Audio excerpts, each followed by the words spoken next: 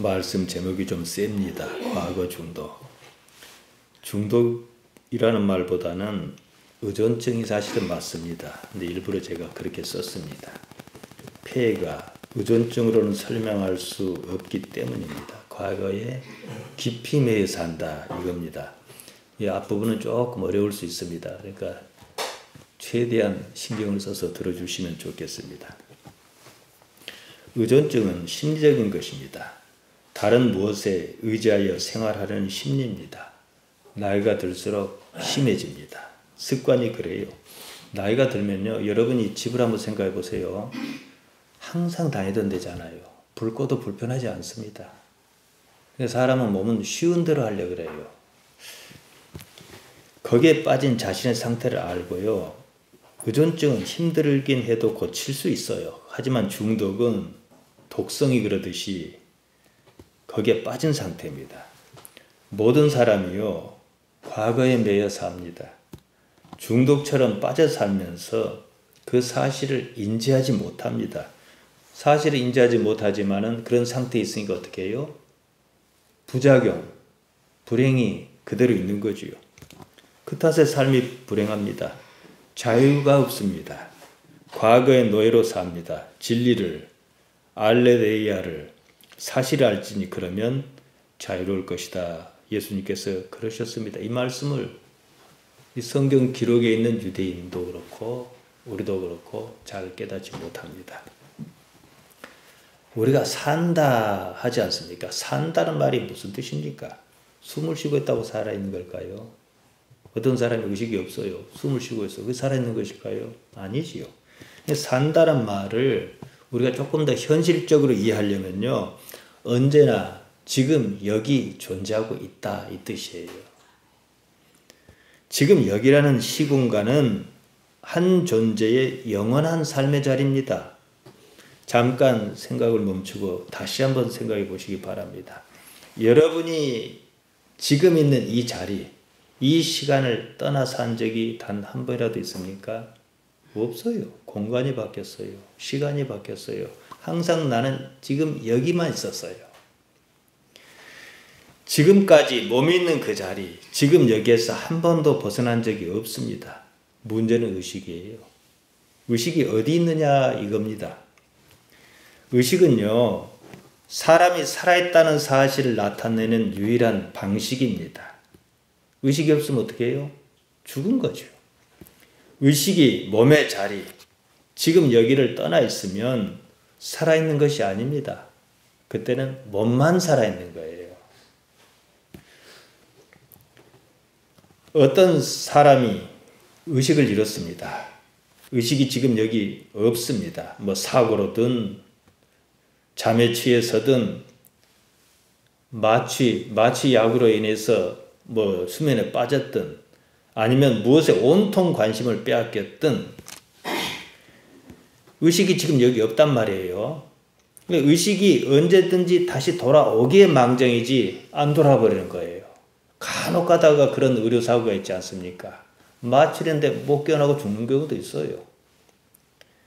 그러니까 우리는 대부분의 경우 제자리에 돌아오니까 살았다는 건데요. 돌아가기 전에는 죽은 겁니다. 제때에 돌아오지 않는다면 그 사람은 살아있는 게 아니에요. 살아있어도 죽은 것입니다. 그런데 사람이 나이가 들수록 이런 상태로 산다는 거예요. 자주 돌아오기 때문에 내가 살아있구나 이렇게 생각할 뿐이지 실상은 아주 많은 시간이 지금 여기서 의식이 떠나 있는 상태로 삽니다. 정신이 없는 사람이 있다 그럽시다. 돌이킬 수 없는 중증 치매에 걸렸다 그럽시다.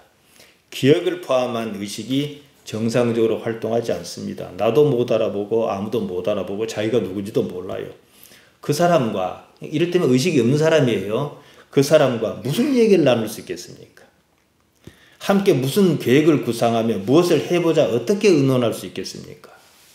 숨만 쉴 뿐 사람이 아닙니다. 사람이 이런 식으로 세상을 산다는 거예요. 대부분의 의식이 삶의 자리에 있지 않습니다. 과거로 말미암은 자기 관념에 빠져 있습니다. 그래서 삶에 기쁨이 없고 특히 가까이 사는 사람 간에 충돌이 많아요. 한 사람이 무슨 판단을 합니다. 무엇을 결정해야 하는 상황에 있습니다. 그의 판단에 가장 크게 영향을 끼치는 것이 무엇일 것 같습니까? 과거입니다. 판단이라는 행위는 지금 여기에서만이 있는 일이에요. 그러면 판단 행위에서 가장 중요한 것은 지금 여기여야 해요. 옳은지 그른지 말이에요. 보통 모든 판단은요, 과거 갑니다.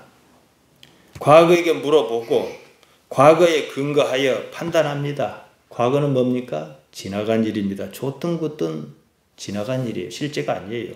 그럼에도 경험이라는 이름으로 지금 여기에 깊이 관여합니다. 여러분이 지금 무엇을 판단한다 합시다. 여러분 자신의 실존이 하는 게 아니라는 거예요. 이걸 깨우쳐야 해요. 경험이라는 그것.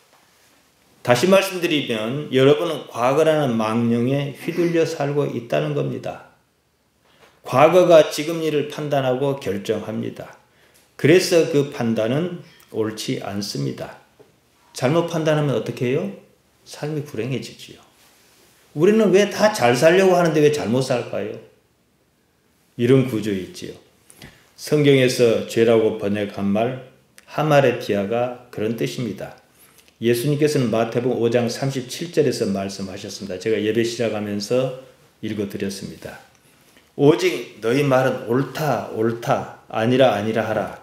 이에서 지나는 것은 악으로 쫓아나느니라 그러셨습니다. 이 말씀을 가만히 한번 들여다보십시오. 옳다 옳다 아니라 아니라고 하는 판단의 근거는 오직 지금 여기뿐입니다.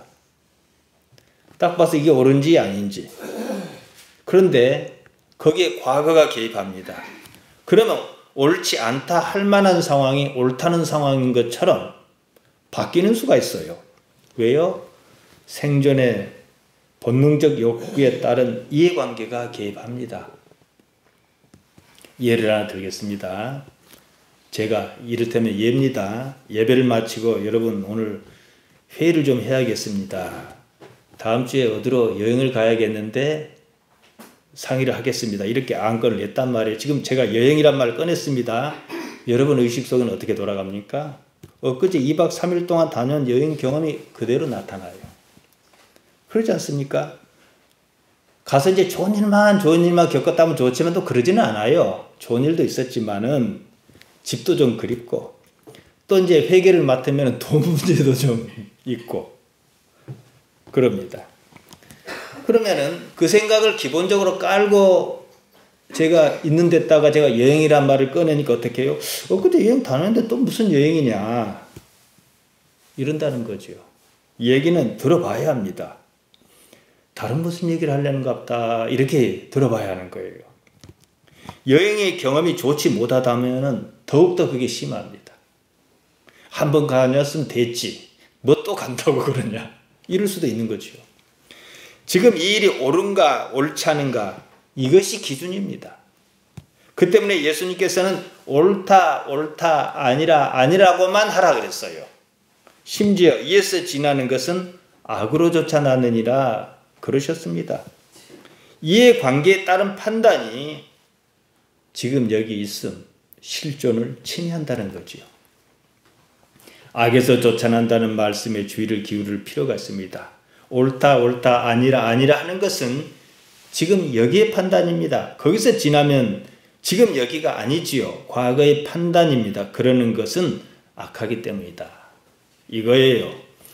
지금 여기는요. 단지 지금 여기만으로 판단해야 합니다. 대부분의 판단은요.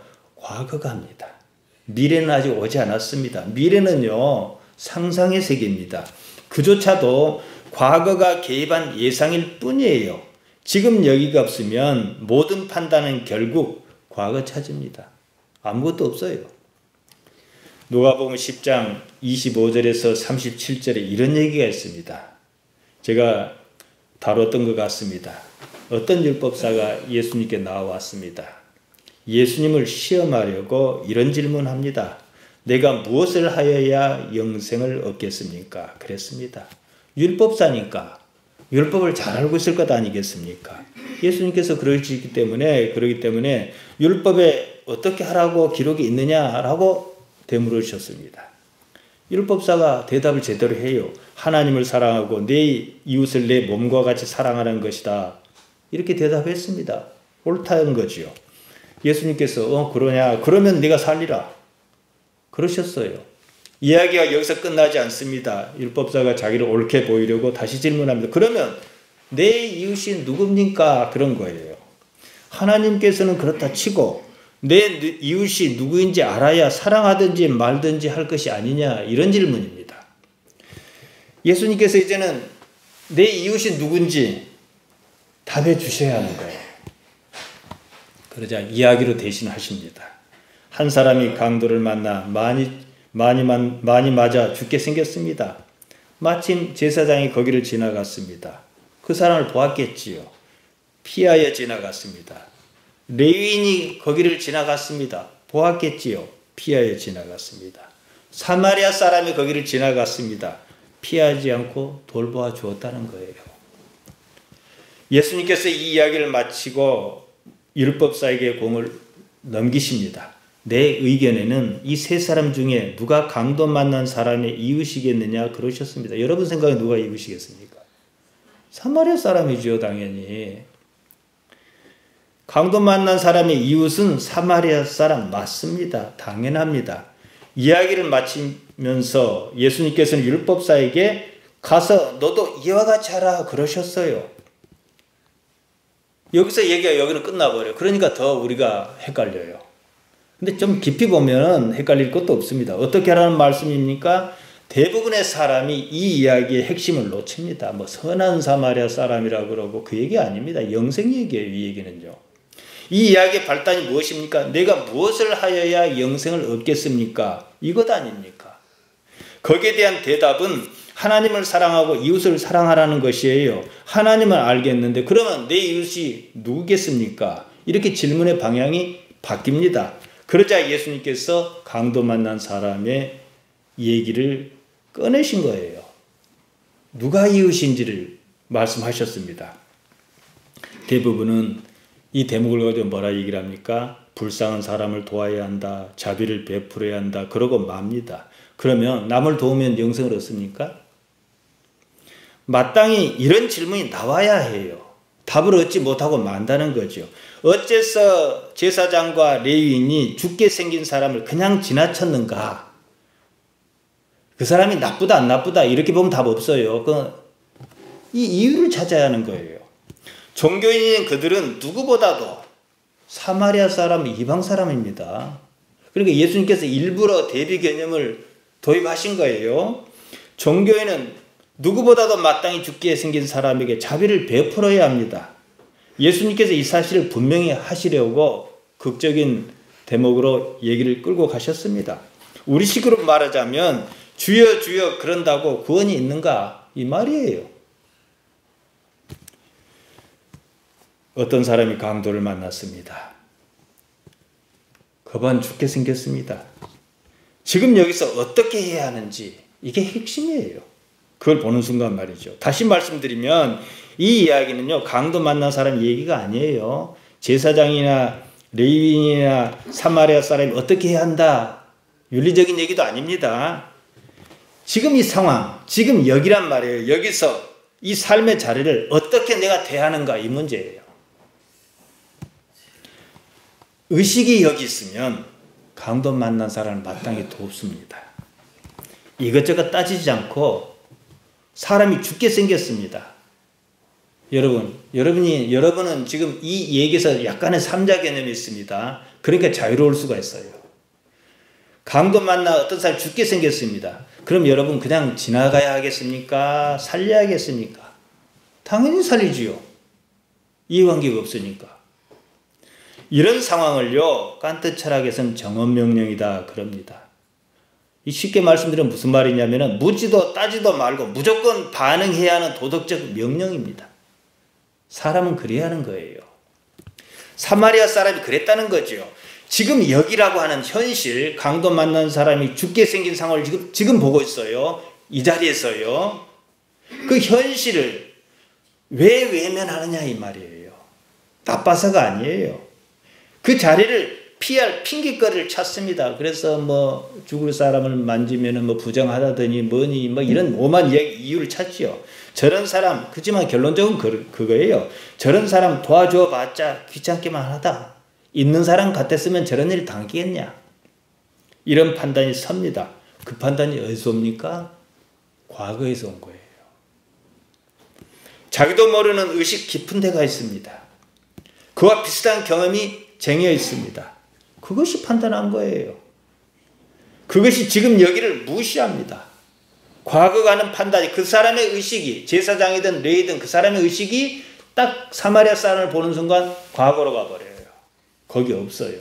여기 있으면 사람이니까 당연히 도와야 하는 거예요. 한마디로 제사장과 레위인은 몸만 지금 여기 있었지 의식은 지금 여기 없었습니다.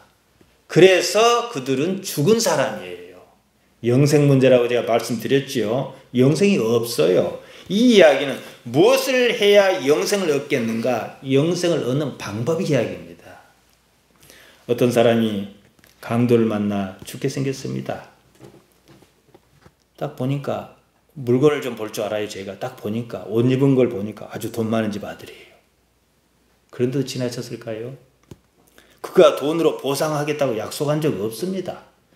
그것으로 기대했다면 그 역시 과거가 내린 판단입니다. 그 때문에라도 필요 이상으로 열심을 내어 도울 것입니다.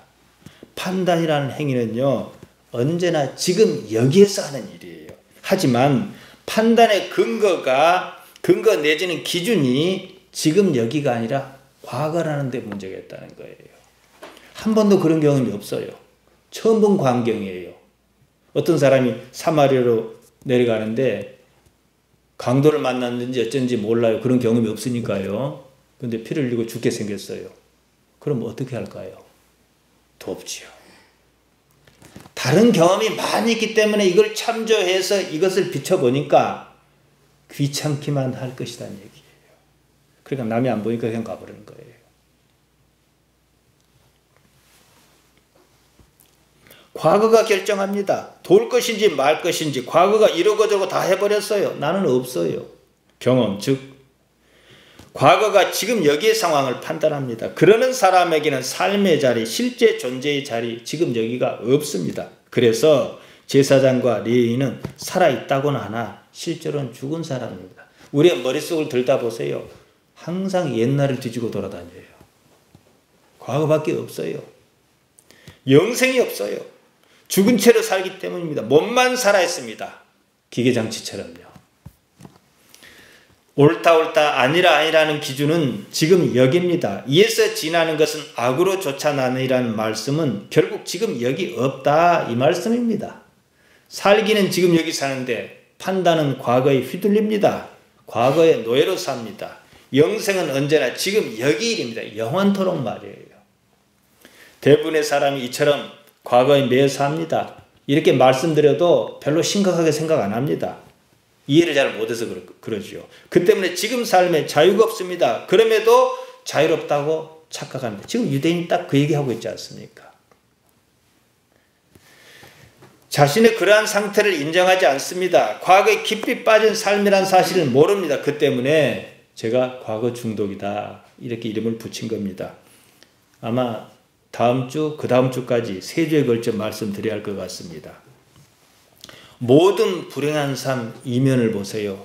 과거가 있습니다. 모든 다툼은 거기서 납니다. 성경에 귀신이 마귀니 이런 표현이 있지 않습니까? 삶이 과거에 지나치게 매이면 우리가 현실적으로 이해할 수 없는 행동을 보여요. 그러니까 귀신이 역사가 그러고 마귀가 그런다고 그러는 거죠. 과거가 없으면요. 귀신도 마귀도 없어요. 과거가 지금 여기 상황을 판단합니다. 여기서 사람 사이에 충돌이 생깁니다. 가까운 사이에서 더욱 심해. 왜 그런지 아십니까? 부딪힐 과거가 많아서 그래요. 남은 그냥 지나치고 마니까 그 사람과 내가 부딪힐 과거가 그렇게 많지 않아요. 판단 행위의 시점은 지금 여기입니다. 과거가 그 판단에 어떤 식으로든 개입합니다. 결국 과거가 판단하는 겁니다. 그 사실을 모르기 때문에 사람 사이에 갈등이 생깁니다. 갈등의 빌미는 언제나 과거입니다. 서로의 과거가 마음을 핥힙니다. 과거만 없으면 아무런 일도 일어나지 않습니다. 좋아하는 것도 싫어하는 것도 사람마다 다 다른 것은 과거가 달라서 그렇습니다. 이것이 충돌을 일으키면 다툼이 생깁니다. 삶의 자리는 그때 거기가 아닙니다. 언제나 지금 여기입니다. 그래서 제가 여러분께 지금 여기를 의식하라는 말씀을 별로 유익할 것 같지도 않은 말씀을 제가 자주 드리는 이유가 거기 있어요. 그렇지 않습니다. 영생은 지금 여기 문제입니다. 영원히 말이죠. 어떻게든 어떻게 여기든 그때 거기는요 관념의 세계예요. 옛날 우리 집에 황금 송아지가 7마리 있었으면 못하겠습니까? 지금 없는데. 예수님께서 자유를 말씀하셨습니다. 유대인은 자유가 없었습니다. 그들은 죄의 노예였습니다. 죄에 매여 살면서, 즉 과거에 매여 살면서, 물론 과거가 죄는 아닙니다. 좀 이따 설명해 드릴 것입니다. 죄에 매여 살면서 그 사실을 알지 못했습니다. 죄란 과거 때문에 빚어진 구조적인 문제라는 거예요. 죄의 종이란 말을 대부분이 관념적으로 받아들입니다. 그래서 죄의 종이란 그 말이 나오면 죄의 종이란 말만 가지고 생각해요. 자기 관념, 우리식으로 하면 유교적 전통을 가지고 이해하려 듭니다. 이런 식으로 성경 말씀에 접근하다 보면 예수님의 말씀이 아니라 자기 생각을, 성경이 얘기한 것을 이해하고 믿어야 할 텐데 자기 생각을 가지고 믿는 수가 생긴다는 거지요. 요한복음 8장 34절입니다. 예수께서 대답하시되 진실로 진실로 너희에게 이르노니 죄를 범하는 자마다 죄의 종이라. 죄를 범하는 자마다 죄의 종이라는 말씀을 어떻게 여러분이 이해하십니까? 죄를 범하지 않는 사람이 있습니까? 이러다 보니 말씀을 단지 종교적 관념으로 넘기고 맙니다. 모든 죄를 예수님께 떠넘겨버립니다. 십자가에서 다 사해 주셨다고 합니다. 현실적으로는 의미 없는 말이에요. 왜냐? 내가 그러므로 말미암아 죄가 없으려면은 죄가 없는 행동을 해야 하는데 안 그러거든요. 두 가지 말에 대한 이해가 우선적입니다. 죄, 종. 우리가 이해하는 것과 같은 말인지 거기서 시작해야 합니다. 특히 죄라는 말은 우리가 생각하는 도덕적 개념이 아닙니다. 죄를 범하는 자마다 원문에 보면 호포연텐 하마르티안 이렇게 쓰고 있습니다. 죄 하마리티아를 행하는 사람이에요. 하마리티아가 무엇을 말하는지 따져봐야겠습니다. 마태복음 6장에는 주의 기도문, 우리가 흔히 말하는 주기도문이 나옵니다. 거기 죄라는 말이 나와요. 마태복음 6장 12절입니다. 우리가 우리에게 죄 지은 자를 사하여 준 것 같이 우리 죄를 사하여 주옵시고. 여기에 나온 죄는요 오페일레마입니다. 빚지는 것을 말합니다. 그러니까 하마리티아가 아닙니다. 허물이라 쓰기도 합니다. 원형은 오페일로, 빚지다, 의무가 있다, 마땅하다, 옳다 이렇게 쓰입니다. 이어서 마태복음 6장 14절에 보면요 너희가 사람의 과실을 용서하면 너희 천부께서도 너희 과실을 용서하시려니와. 이건 또 죄란 말 안 써도 과실이라 그럽니다.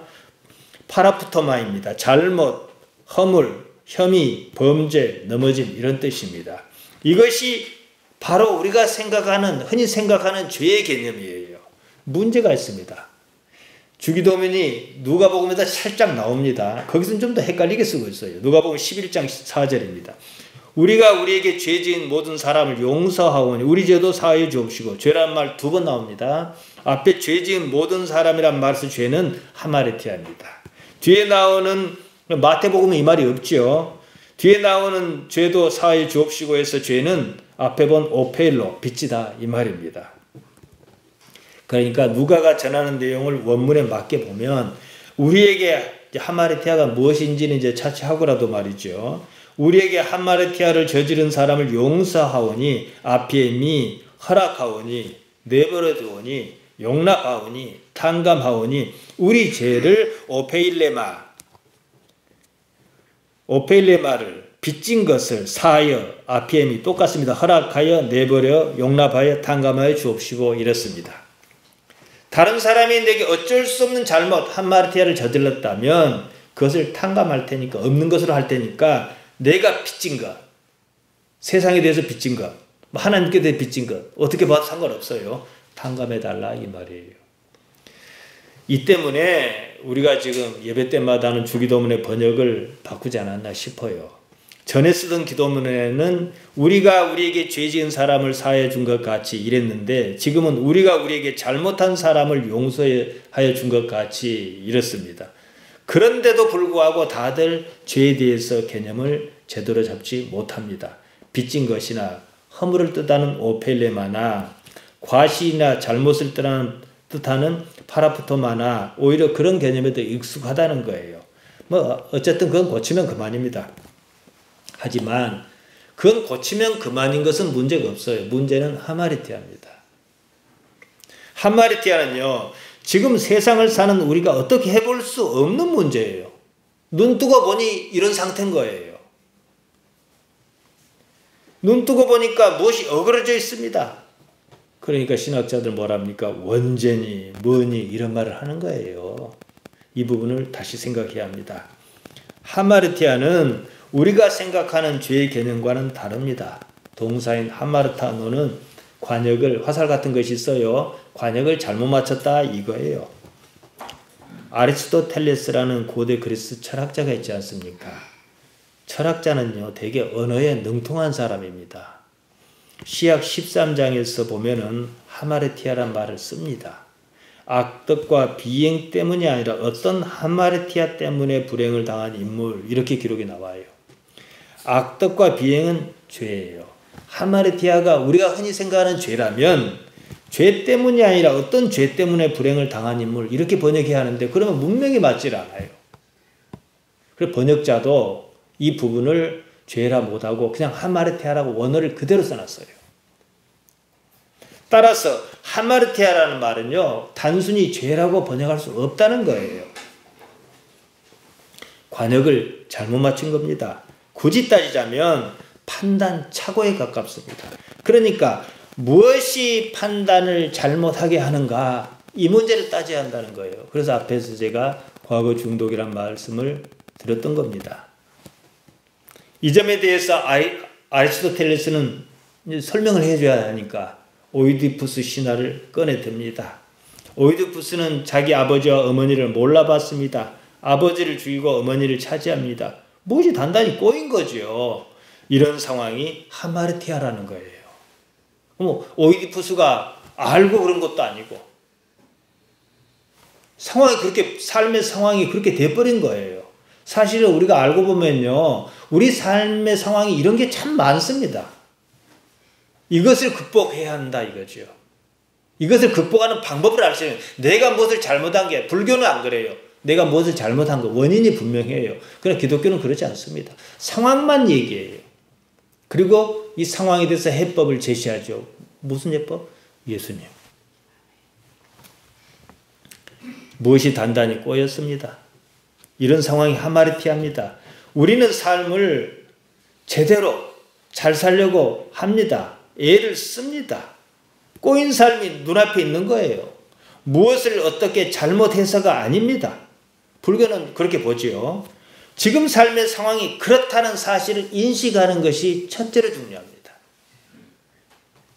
그래서 예수님께로부터 방법을 찾겠다. 이게 복음이에요. 생각해야 합니다. 죄의 종으로 하마르티아의 노예로 살지 말라, 이 말씀입니다. 하마르티아의 노예로 살지 않을 방법이 있겠느냐? 이 문제만 건드려서 해결하면은 내게 방법이 있을 것 아니겠습니까? 삶은 이 문제입니다. 죄를 범하는 자, 호포연텐 하마르티아입니다. 하마르티아를 행하는 사람, 무엇이 꼬여 원치 않게 잘못을 저지르며 사는 사람입니다. 그는 이미 하마르티아의 노예예요. 아무리 잘하려고 애써도 소용이 없습니다. 지금 하마르티아의 늪에 빠져서 허우적거리는 전 법무부 차관 안 있습니까? 참 힘들 겁니다. 인간의 불행이 여기 있습니다. 문제는 사람에게 그러한 상태란 인식이 없다는 거예요. 유대인이 그랬습니다. 생각해 보세요. 유대인이 누굽니까? 하나님을 신앙하는 사람이고 구약 성경이 가르쳐준 바 구세주, 자기네 말로는 메시아를 기다리는 백성이에요. 그럼 누가 나타나면 정말로 저분이 그분인가 생각해야 할 텐데 하나님의 이름으로 하나님의 아들을 십자가에 못 박아 죽여버렸습니다. 하마르티아입니다. 오늘날 기독교가 이러고 있다는 거예요. 무엇을 믿는지도 몰라요. 여러분, 성경은요, 문구로 이해하는 것 아닙니다. 문맥으로 이해해야 해요. 죄의 종이라 하면은 그 단어에 집착할 게 아니라 왜 이 말씀을 하셨는가 그 배경 전체를 봐야 하는 거예요. 특히 요한복음은 더 그렇습니다. 이 이야기는요, 뜬금없이 나오지 않습니다. 가늠한 여자 얘기에서 나온 겁니다. 요한복음 8장 전체를 놓고 보아야 이 말씀이 왜 나오는지 그림이 보입니다. 서기관과 바리새인이 간음 중에 잡힌 여자를 예수님께 끌고 왔습니다. 율법에는 이런 여자는 돌로 쳐 죽이라 했는데 당신은 어쩌겠느냐 그랬습니다. 요한복음 8장 6절에 보면 그들이 이렇게 말한 이유를 요한은 토를 답니다. 고소할 조건을 얻고자 하여 그랬습니다. 자, 여기서 예수님께는 두 가지의 선택지가 있습니다. 율법에 그렇게 기록이 있으니까 돌로 쳐라. 그럼 예수님께서 율법을 지키기 때문에 이들이 고소는 못해요. 그 대신 예수님께서는 지금까지 당신께서 해오신 말씀에 대해서 신뢰성을 잃어버려요. 언제는 원수를 사랑하라, 이웃을 내 몸처럼 사랑하라 그래놓고 이제는 돌로 치라 그랬냐.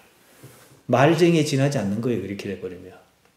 그러니까 우리가 아무리 생각해도 예수님이 이걸 선택할 것 같지는 않습니다. 반대로 원수도 사랑해라 했으니까 저 여자를 용서해라. 그러면요, 아까 말씀드린 대로 모세의 율법을 어기는 겁니다. 그 자체가 고소할 조건이에요.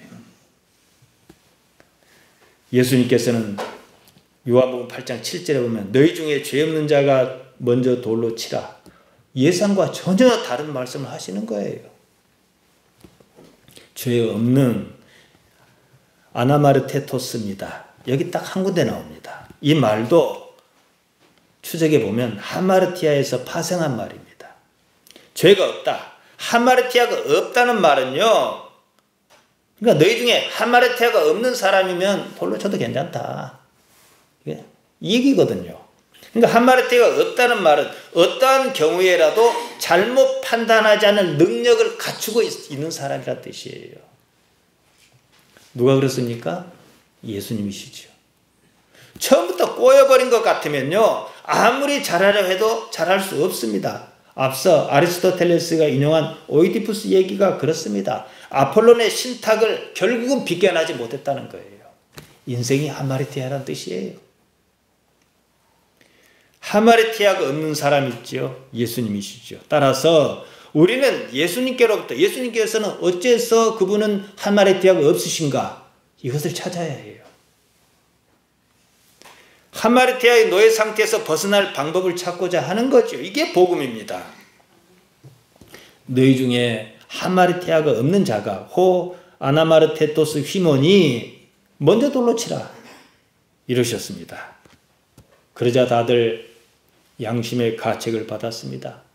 하나씩 자리를 떴습니다. 예수님과 여자만 남았습니다. 예수님께서 여자에게 말씀하십니다. 나도 너를 정죄하지 않냐 하노니. 저는 이 번역이 마음에 들지 않습니다.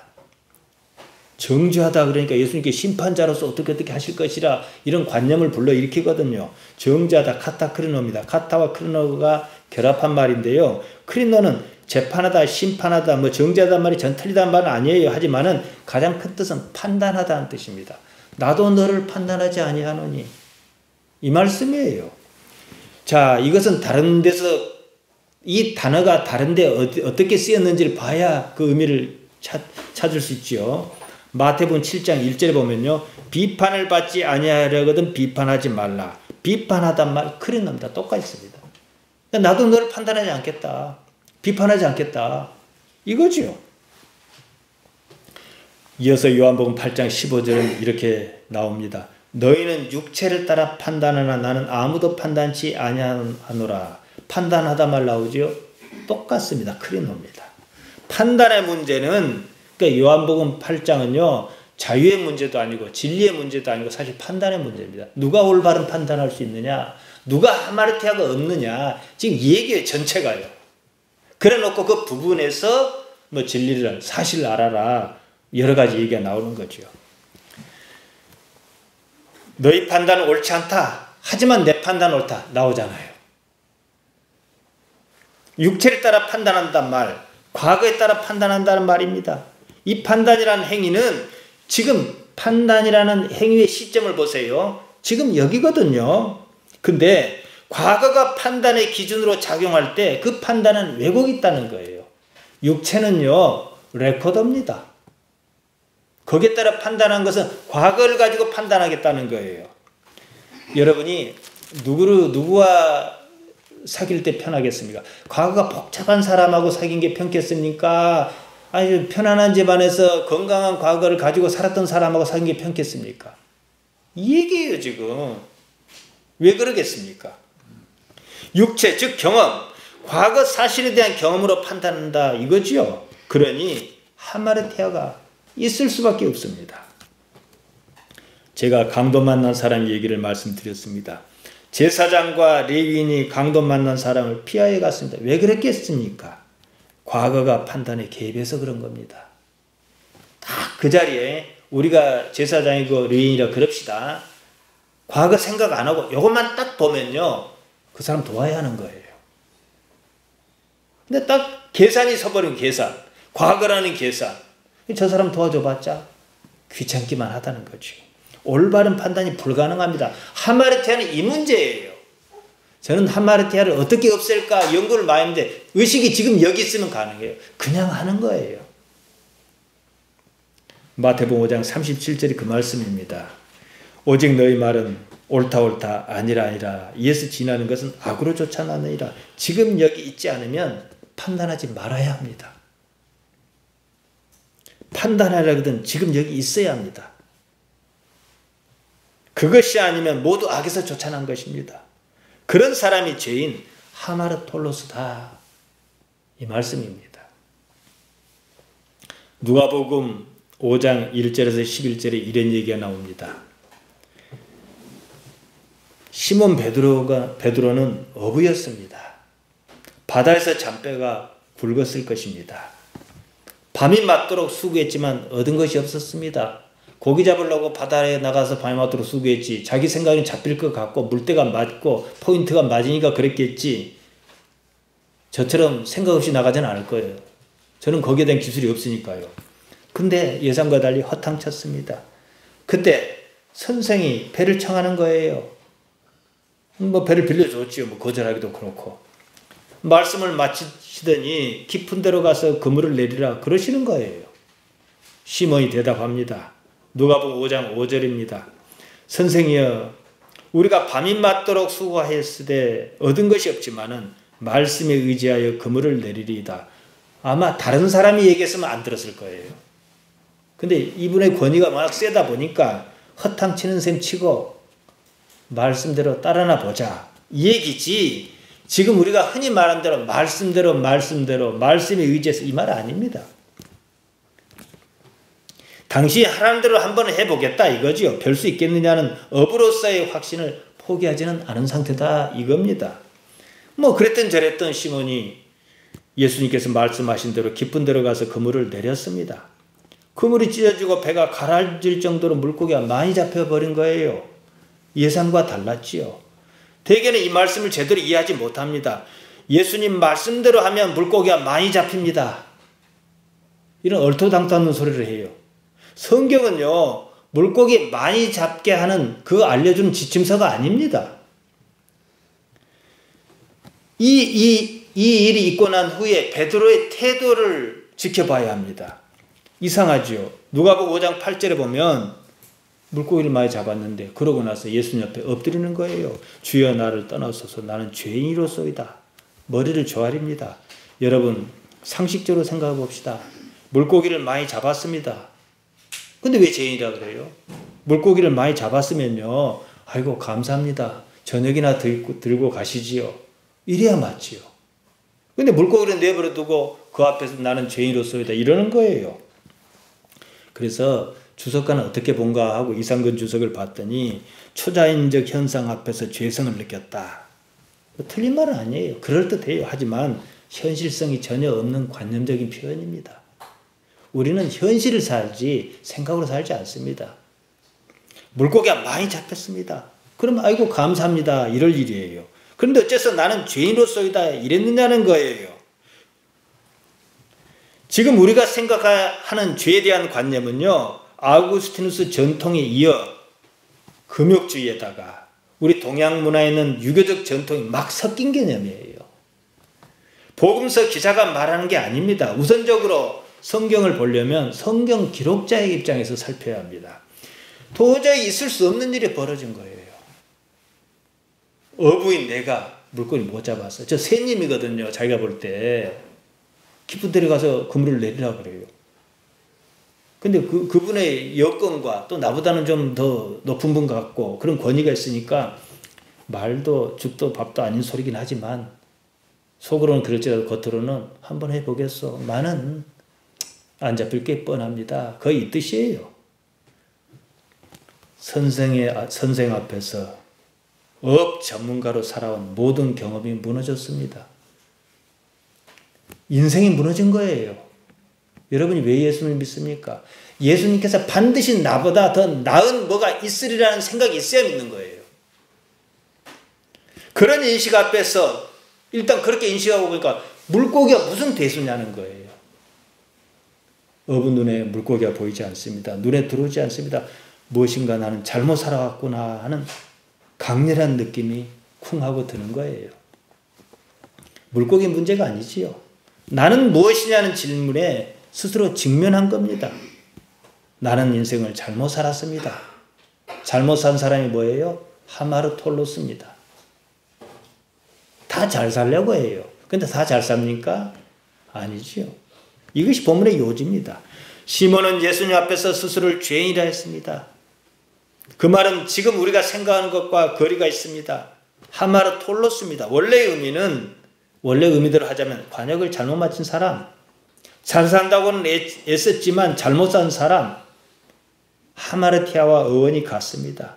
그래서 시몬은 예수님께 말합니다. 주여 나를 떠나소서. 이분은 하마르티아가 없는 분이에요. 나는 있어요. 그러니까 같이 할 수는 없지요. 하지만 이 말은 반합법이에요. 어떻게 나를 받아주시면 어쩌겠습니까? 이런 거죠. 떠날 수 없다 그 말이죠. 이제는 물고기고 뭐고 한 차원 너머에 무엇이 분명 있다는 사실을 직감했습니다. 그래서 배도 버리고 그물도 버리고 예수님 따른 거예요. 바뀌어버린 거지요. 자 보십시다. 지금까지 우리는 문제가 생긴 그 문제 하나를 풀려고 전전긍긍해요. 이렇게 하면 저 사람이 내 마음을 알아줄까? 이렇게 하면 이 사람이 말을 들을까 해요. 근데 이거 뭐예요? 일단 이거 무시하고 다른 차원을 가지고 이걸 봐버리는 거예요. 오늘은 여기서 마치겠습니다. 그러면 제대로 살 수 있습니다. 왜냐? 하마르티아가 없거든요. 우리는 제대로 살기를 원합니다. 그러자면 예수님의 방법이어야 합니다. 이것이 우리 신앙 아닙니까? 어떻습니까? 다 내려놔야 합니다. 스스로를 포기해야 해요. 삶의 자리는요, 언제나 지금입니다. 제가 앞으로도 계속 이런 말씀 드리겠지만, 여기에 여러분이 익숙하셔야 해요. 삶의 자리는 그때 거기가 아닙니다. 그때 거기가 지금 여기를 침해하지 않을 때, 하마르티아가 힘쓰지 못한다는 거죠. 삶의 본질을 깨닫습니다. 과거는요, 망령과 똑같습니다. 누가 과거에 매여 살아요. 그럼 어떻게 해요? 옆에 사람이 볼 때 귀신 들린 거죠. 거기에 매이지 않는 삶, 의식을 지금 여기에 둠으로 여기에 둘 때, 왜냐? 하나님께서는 존재 방식 언제나 현존성이거든요. 그러면 하나님의 자녀로서 사는 삶이라는 거죠. 이게 실존의 삶입니다. 사랑하는 성도 여러분, 의식을 지금 여기에 모두어 하나님의 자녀로 사시기를 바랍니다.